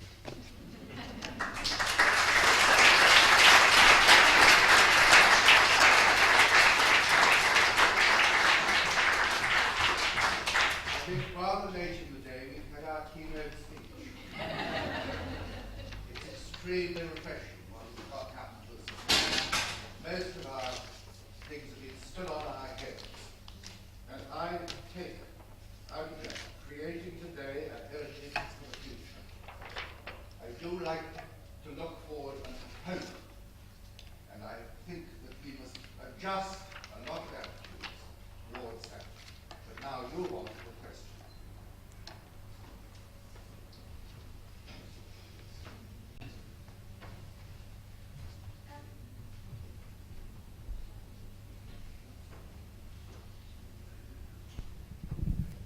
Hello. Hello. Thank you, that was very inspiring. I just wondered, you were talking about commuting to and from work. You were talking about commuting to and from work, but what about the shopping, the theatres, the cinema, that all those things will then follow, will they not? When the houses are close to the jobs, then makes it expand. Yeah, I mean, I think the location of work, leisure and home are all up for grabs at the moment, and the relationship between the three of them is complex. In the short term, there is a rationale for saying, well, if you locate everything in the same place, all the amenities and services will be there. But I think in the longer term, there's an opportunity to think about alternative means of that kind of support. I mean, things like shopping, for example. I was fortunate enough to spend 3 or 4 months in Switzerland a couple of years back, where they have a very progressive planning policy in relation to out-of-town supermarkets. And that policy is that if you get permission to develop an out-of-town supermarket, one of the planning obligations on the supermarket company is to provide a service to all of the village shops within its hinterland of the same goods at the same prices. They don't muck around with little fishmongers or what have you. But those kinds of issues about the spatial location of shopping, for example, are up for grabs in terms of creative thinking. In terms of people's leisure activity, well, a lot of it's in the countryside anyway. I used to live in Cheltenham, and I could take my pick about a whole range of leisure activities that I wanted to do. I moved to a village of 700 people. There is something on every night and every weekend. the nature of people's leisure time becomes more community-based, naturally, in those kind of circumstances. And whilst I wouldn't wish to preclude the much more sort of international notion of leisure in urban areas, I think there's great potential for adjustments in people's leisure lifestyles as a result of that kind of living. Now, I'm not saying we shouldn't develop in urban areas. What I'm saying is if you give rural areas a chance, those kinds of things can be addressed in an exciting way. They're not problems to be solved, they're opportunities to be taken. But if we actually have the vision and creativity to do it, it can be very good and very exciting.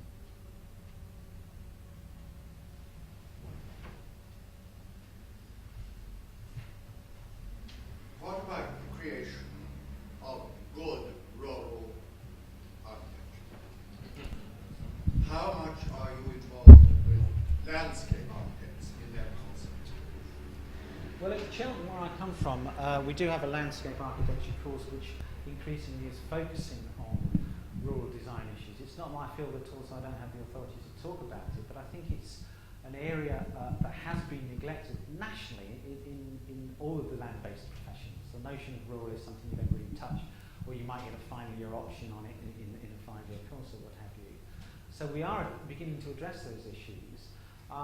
There's a bit of a chicken and egg about it, in that people tend to say, well, it would be interesting to do rural design, but actually there aren't any jobs in rural design because, well, we don't develop in rural areas. And I think we've got to get over that notion of the fact that it's just a moribund area and begin to kick from education into policy, as well as in the undergraduate and postgraduate curriculums, as well as through the kind of research that's done to show government that these things do have potential and appeal. But I mean, what about it is the question I would ask you in terms of the functionality of that kind of initiative. Hello, yes. I live in a rural area and I've reached a number of the conclusions that you've reached.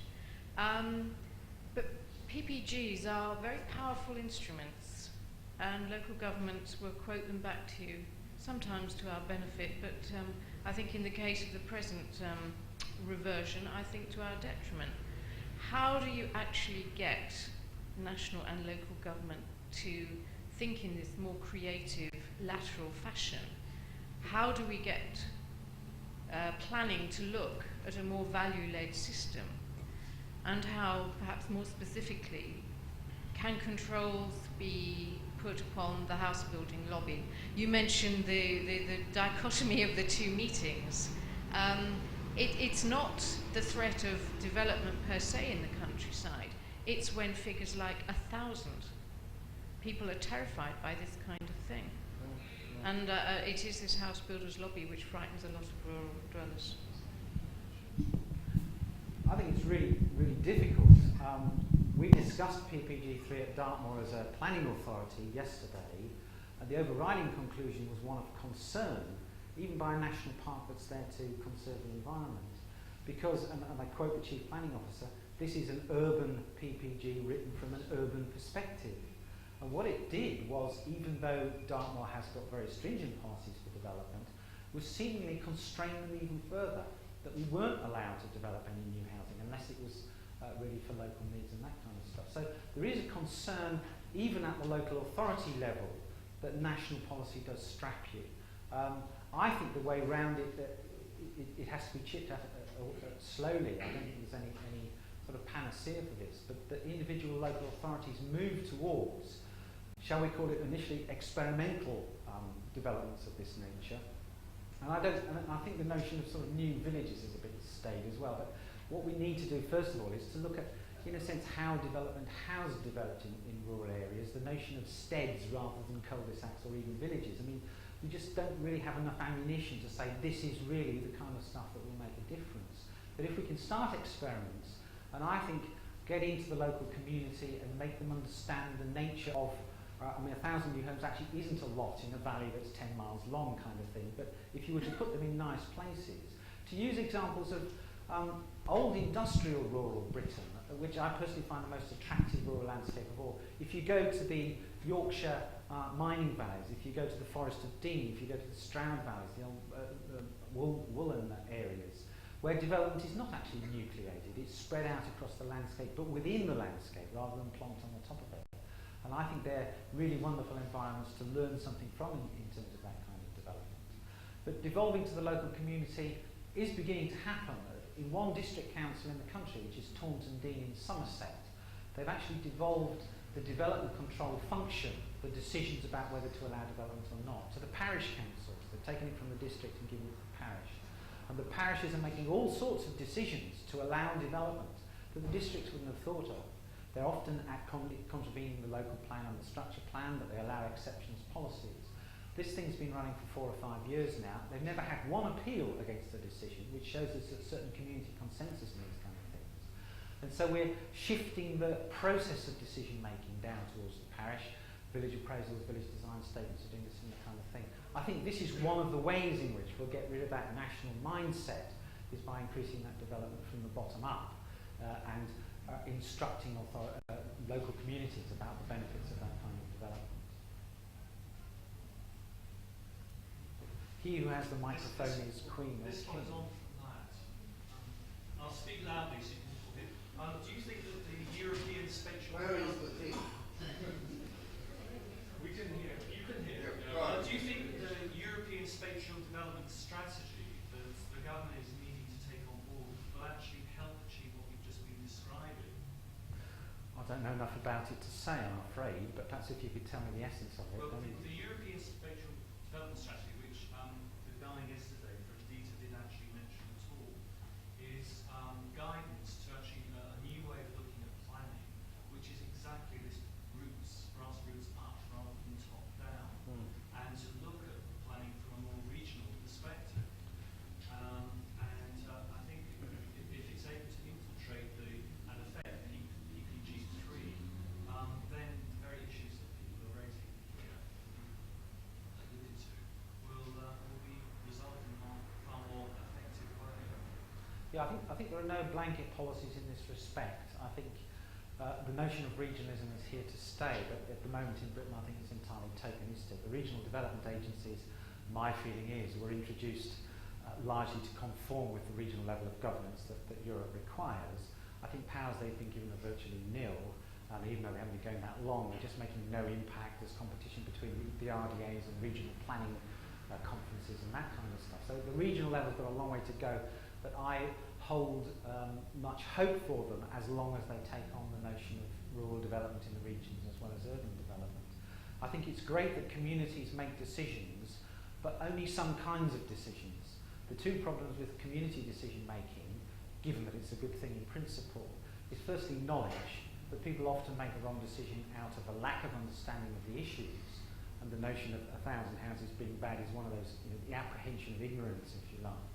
And the second is that some decisions inherently can't be made at the community level. They have to, obviously you can't make decisions about national defence at the community level, but there are there's a fine grain of decision making that has to come down from nation to region to local. And I think it's a mistake to assume that local communities can make decisions about things that are rightly the decisions that have to be made at the regional and national levels. So I think there are problems there, and we have to actually develop that gradation of decision making to make it appropriate at the appropriate level. The local environment is a local decision, though, to my mind. Who and where makes the decision about the design? Well, ultimately the arbiters of the practice of changing design will be the local authority planning committee, who increasingly are producing design guidance. They've always done so, but in terms of rural design, but this still tends to follow a traditional mindset that, for example, in the district I live in, there are design guides coming out of your ears for every aspect of listed buildings. Well, I'm not terribly worried about that, because listed building design guidance is keep them as they are. That's not terribly difficult. What I want is design guidance on brand new buildings, because they're the difficulty, they're the challenge. I live in a listed building. My next door neighbour does. She's had a listed building application turned down for a cat flap in the back door. That's how keeping things the same is about listed buildings. That's the last place we need design guidance. It's new buildings, and it also needs to be exciting new buildings. It doesn't need to be pastiche of old buildings. I'm speaking as a layperson here because I'm not a designer, but the worst thing in the world in my area is reconstituted Cotswold stone. I want something that's completely different, but fits in with the landscape and says something and that kind of stuff. It's setting up that process. We approved, much to my surprise, at Dartmoor a couple of planning committees ago, a house which was built on a very steep hill, and it was simply a semicircle of glass sticking out the hill, and I thought it was absolutely wonderful. Now, half the committee were up in arms about that, but I thought, this is really the stuff. Now, that is subjective at the end of the day, but until we've got exposure to lots of different ideas, we're not going to hone our skills to know what's good design and what's not. But every design has to be taken in the context of its own locality. I don't think you can undertake as architects raw design in terms of here's a plan of a building. What you have to do is undertake design that here's the plan of a setting in which a building falls. And I think that's one of the possibly differences between rural architecture and urban architecture, if you like. That the context and the setting is critical to whether the building actually works as a raw design or not. Now, I mean, as I say, I'm an ignoramus in this area. You undoubtedly disagree with that as urban designers, but the wider landscape is really the crux of the setting of rural buildings. On the question of new design in the countryside, I think that the more subtle is than you allow for. It's not actually always about design, it's often about meaning. Because people are often not so interested in what the building actually looks like, but it's what it signifies that matters. So your comparison of a church spire and an agricultural silo, I think actually damages your case. It shows that you don't understand the subtleties of how people perceive buildings in the countryside. So I would say that's probably the only weak point in your talk. And I would encourage you to think more about what buildings mean to people. It's not just simply a matter of good design. I agree with that entirely, and I defer to your experience completely. And the point I was trying to make with the silo church spire comparison was exactly that actually what the building looks like is less important than what it means, because you can have things that stick up in the air that some people like, some people don't.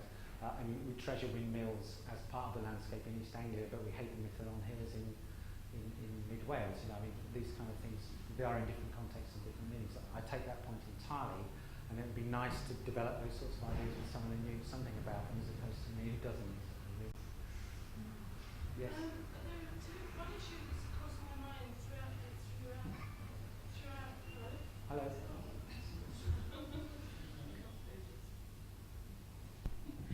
One issue that's crossed my mind throughout this conference is that I don't think the issue of supermarkets has been seriously addressed. I think it's a serious issue, and one of the things that I think is of concern to everybody is the way that they undermine communities and agriculture, as I believe it to be so. And I was wondering how that would fit in with your argument, the discussion you presented. And also, the other question I wanted to put to you was, you don't seem to me to address the possibility of using old housing stock, because I think the idea of 1,000 houses in a beautiful rural area is quite frightening. And I spent some time in a village in Norfolk, and new houses were built rapidly, and it's not I don't think it is a very pleasant prospect necessarily, but there was old housing stock that could be used. Yeah, I've no problems at all. In fact,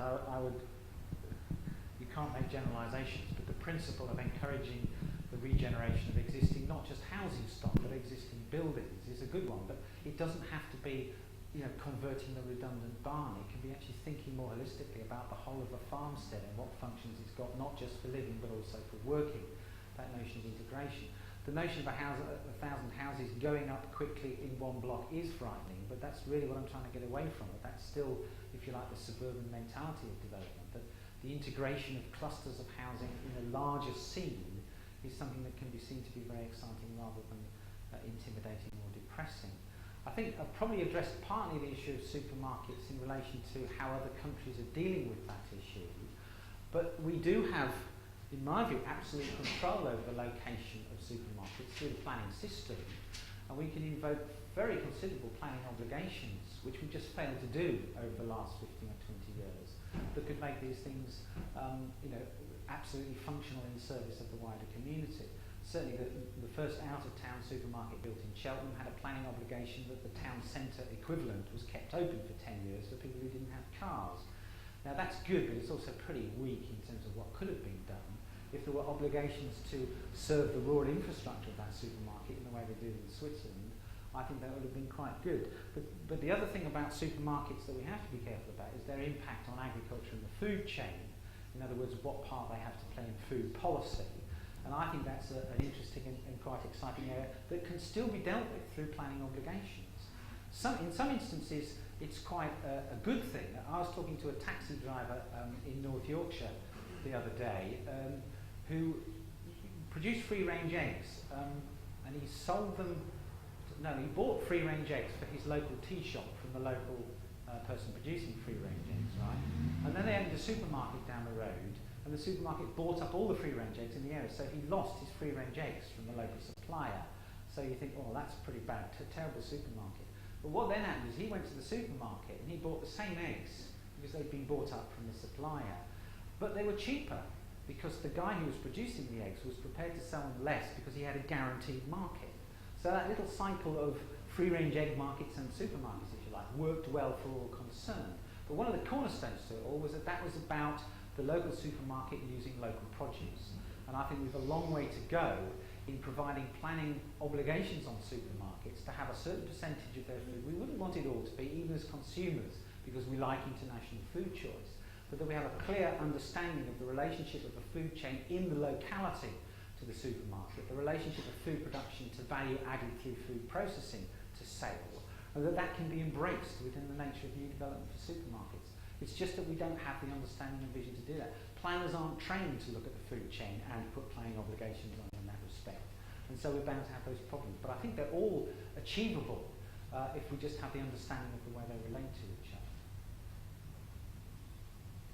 Nigel, I think we've probably more or less got it. Yes, I'm happy to talk over the coffee, yes, and then get on with the rest of it. Good. I think we'll have to build a complete conference round you. I'm busy then. Because you raise about as many problems and exciting new ideas in your time. Good. As a whole lot of us. So thank you very, very much indeed. Bagel, architect, born in Constance, trained in Stuttgart, and working at the University of North London, and also worked here at the Architectural Association as a tutor here, and has only just stopped doing so. He is also director of the Architecture Research Unit. And he will be putting an entirely different attitude forward now, landscape in architecture. The architecture of landscape. So, Florian Bagel.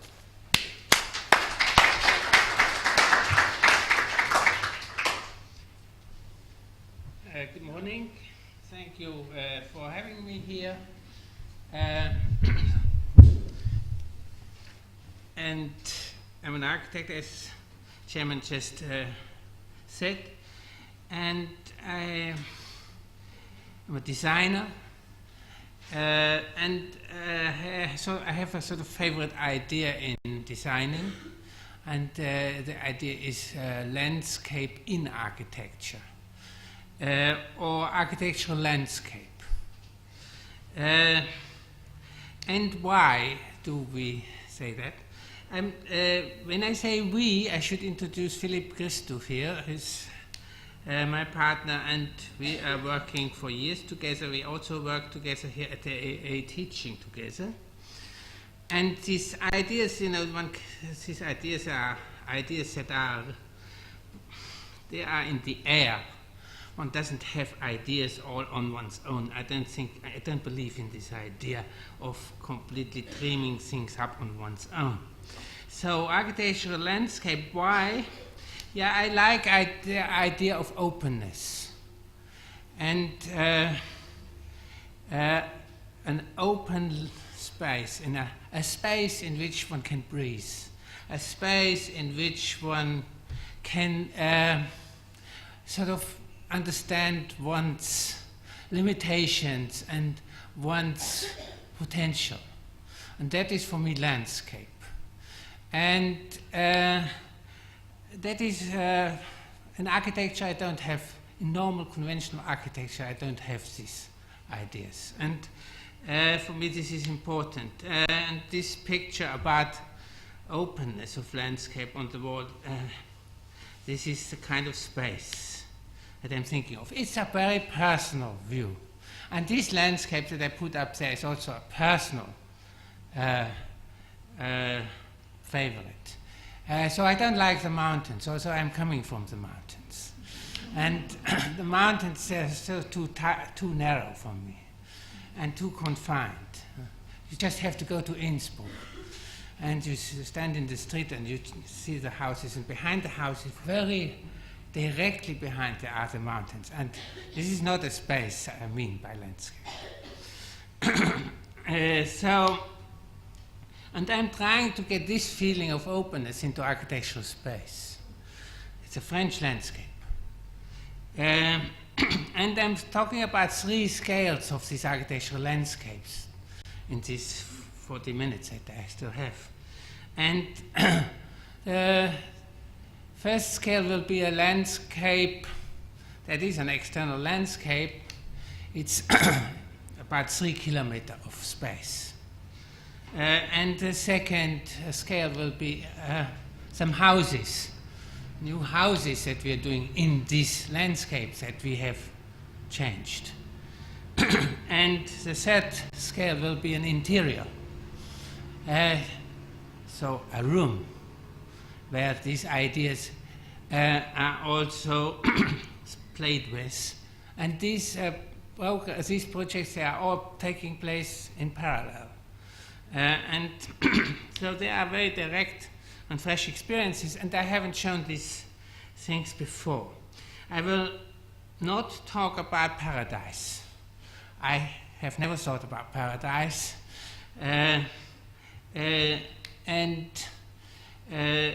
Talking about much more real things, I think, than paradise. And it's not about the English countryside, I'm afraid.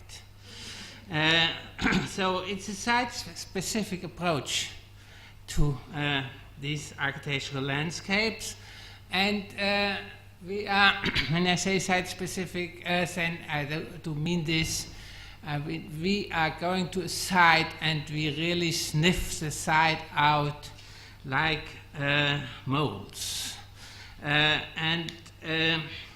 We are interested also in this, in the history of these sites, and we are reading the history of these sites, and we make a selective reading of this history of the sites. We're not objective about these things.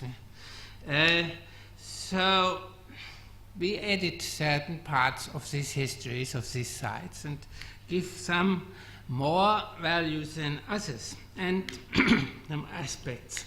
And we are interested in this particularly when something is in transition in the site. In these states of transition, we are interested when the site changes its history. I'm interested in I'm showing these mining landscapes in the Leipzig region of East Germany.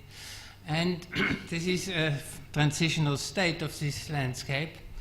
And so we don't want to lose the immediate past of these landscapes. And therefore I say sometimes we shouldn't lose the ugliness of these sites.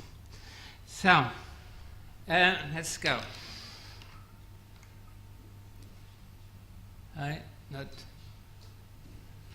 It was working. Okay, Joel, can you do it when I? Yes. So you have this region of Leipzig there in front of you. The two valleys, the two river valleys. This is pre-mining map.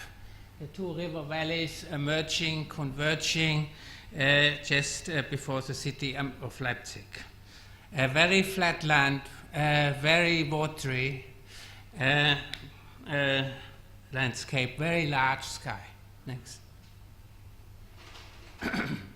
And then in the early 20th century, this landscape changed, and the valleys were diverted, the rivers were diverted in order to make the open mine coal mining economy.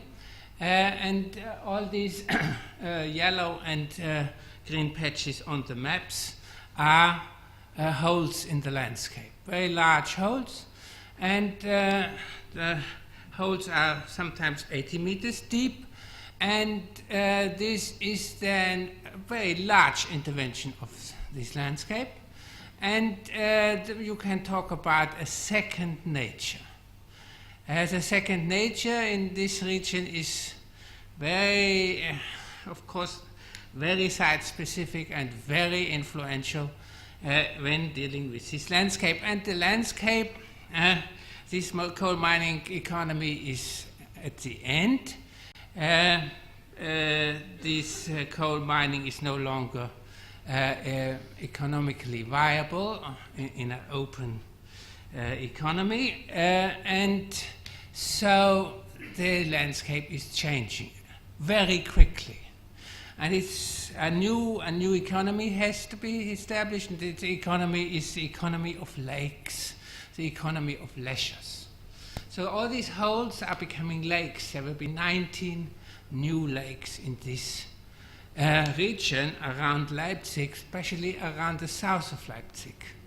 And the question is, what kind of lakes? People have sort of roughly two models about these lakes in their minds. If you ask them, and one model is, should be lakes like north of the city, 200 kilometers north of the city, there is a landscape of natural glacial lakes, very, very shallow. And this is the Mecklenburger Seenplatte, and it's a landscape of very reedy lakes. And lots of people like this landscape, and they want that these new lakes look like this. But this is not possible, because these lakes are much deeper, and it would be very difficult to make these lakes into this shallow wetland, reedy land. And the other model in the people's mind is to have a kind of Costa Brava. So lots of hotels directly next to the lakes, very intensive and very fast, so these are the two models, and we're dealing with the first lake, closest to Leipzig, where it says Großbude, just south of the city. That's the first lake, and it's now full, and we want to give it a different idea. And the idea is to have to give the lake some of the meaning of the mining process. So to make it a specific lake, not the Spanish Costa Brava and not the Mecklenburger Seenplatte. And we have convinced people of this idea in this particular situation. But it's very difficult to do this because there is a safety policy about these lakes. The mining company has made these holes safe so they don't collapse, geologically collapse, and they shallow out the edges, and the edges become obscured, and the process shape from the mining is getting unrecognizable, and therefore it's difficult to bring some of this process morphology back or keep for the lake. I can't move this slide, I'm afraid. Not moving. No. So this is just quickly the process. This is this large machine that makes the hole for the mining, and it cuts the ground on one end, and it transports the material that it has cut over itself, and the material is sorted out between coal and something that is not necessary, coal is being dropped into railway underneath, and the material that is not needed is dumped on the other side of the bridge. So the landscape has always a sharp edge and it has a soft edge. Speaking very, very, very generally about this. But this is the characteristic thing about these holes, that they have sharp edges and they have soft edges. And we want to keep these sharp edges, and the sharp edge is for us the urban edge, and the soft edge is the birds' land.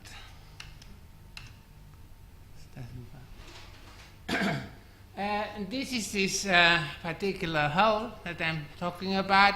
And it's not so clear in this hole, but you see three sharp edges on the left-hand side. And you see this scraped land. This photo is a bit misleading because you don't see the depths of this hole. Next. And now the hole is no longer. This has stayed about 3 years ago, 2 years ago. The mining has stopped and the groundwater comes into the hole. The groundwater is being kept away in the mining process with a system of fountains that are going around the hole, and the fountains are being stopped, and the groundwater is beginning to gather in the hole. Next. And the mining company has made the edges safe. This is making the sharp edges softer, shallower, which is a difficult bit. Next. But it's a very interesting. Can you put it back once more, please, Joe? You can. I mean, this is still a quite technical, a technical shape, but it's modified from the mining shape. And it still is. I find aspects of these, like these large ramps that go down to the hole. I find this also very interesting. Next.